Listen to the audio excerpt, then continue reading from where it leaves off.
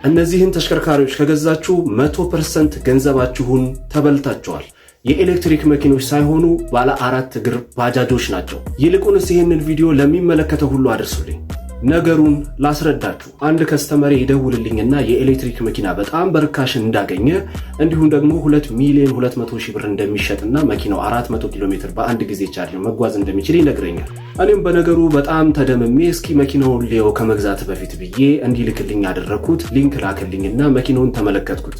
መኪናውን እንደተመለከትኩት ወዲያው ነበር ያወቅኩት የኤሌክትሪክ መኪና ሳይሆን ባለ 4 እግር የኤሌክትሪክ ባጃጅ ነበር። ለከስተመር ደውዬለት ይህን መኪና መግዛቱን እንዲያቆም አሳስቤው ተሰነባበትን። መኪናው የኤሌክትሪክ ባጃጅ መሆኑን በምን አወክ ልትሉኝ ትችላላችሁ። ይህንን ለመለየት 3 ነገር መመልከት አለባችሁ። የመጀመሪያው የመኪናውን ስፒድ ነው። እንግዲህ 2,200,000 ብር ይሸጣል የተባለው የኤሌክትሪክ መኪና እንደምትመለከቱት 75 ኪሎ ሜትር ፐር ሃወር ነው መጓዝ የሚችለው። ይህም ማለት መኪናው ከባጃጅ እኩል ነው መጓዝ የሚችለው ማለት ነው በስፒድ ደረጃ። ይህም ሎው ስፒድ ኤሌክትሪክ ቬሂክል ያስብለዋል እንጂ ፉል የኤሌክትሪክ መኪና ሊያስብለው አይችልም።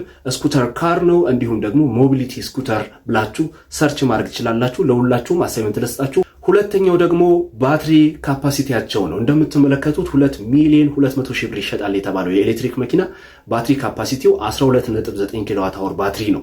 በጣም አስቂኝ ነገር ነው። ይህንንም በምሳሌ ላስረዳችሁ። ለምሳሌ ቻንጋን ቤንቤን ኢስታር 305 ኪሎ ሜትር መጓዝ ትችላለች። ያላት የባትሪ ካፓሲቲ ግን 31 ኪሎዋት አወር ባትሪ ነው። እንግዲህ በእጥፍ ይበልጣል ማለት ነው።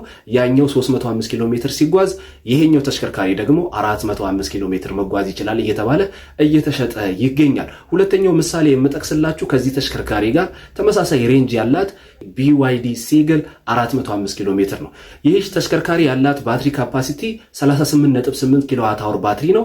ይሄኛው 2,200,000 ብር እየተሸጠ የሚገኘው ባለ 4 እግር የኤሌክትሪክ ባጃጅ ደግሞ 12.9 ኪሎዋት አወር ባትሪ ነው ያለው። ብዙ የሴፍቲ ፊቸር፣ የቅንጦት የኮምፈርት ፊቸሮች የሉትም። በዚህ ልታውቋቸው ትችላላችሁ። እንደ ቲፕ የምነግራችሁ ደግሞ የምታውቁበት እነዚህን ተሽከርካሪዎች ሄዳችሁ ሰርች ስታደርጓቸው ከኢትዮጵያ ውጪ የትም አታገኟቸውም ማለት ነው። የኤሌክትሪክ መኪና እገዛለሁ ብላችሁ ባለ 4 እግር የኤሌክትሪክ ባጃጅ እንዳትገዙ የዛሬ መልእክቴ ነው። ቻው።